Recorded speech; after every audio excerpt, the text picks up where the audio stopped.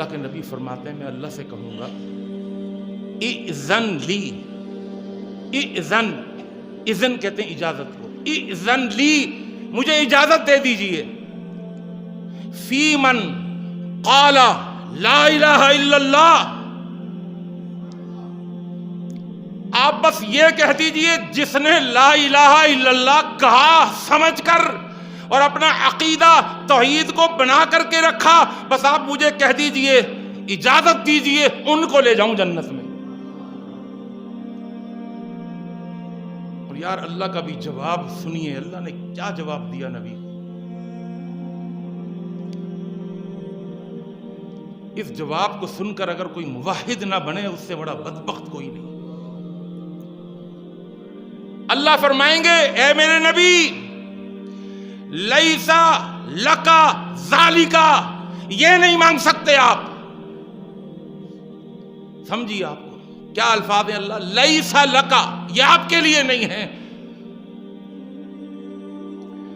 آپ کی وجہ سے لا الہ الا اللہ کہنے والے کو آپ کی وجہ سے نہیں چھوڑوں گا میں، کہ آپ کہیں ان کو چھوڑ دو، نہیں، آپ کی وجہ سے نہیں۔ اب یہاں پر نبی کی بھی انتہا ہو گئی، سمجھیے گا میرے بھائی۔ اب اگلے الفاظ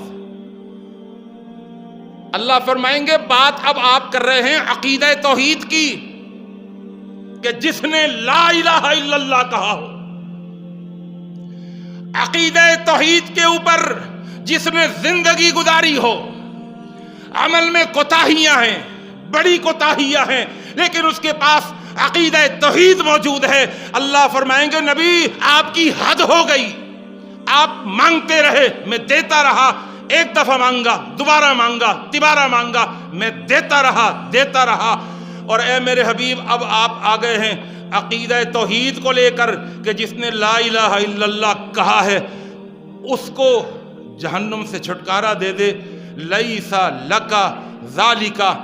آپ کی وجہ سے نہیں۔ اللہ پھر کس کی وجہ سے چھوڑے گا جہنم سے؟ اللہ فرمائیں گے سنیے، وعزتی، بخاری کی حدیث، اللہ نے 4 قسمیں کھائیں، وعزتی، اے میرے نبی مجھے میری عزت کی قسم، وجلالی، مجھے اپنے جلال کی قسم، وکبریائی، مجھے اپنی کبریائی کی قسم، چوتھی قسم، وعظمتی، مجھے میری عظمت کی قسم، اخرجو من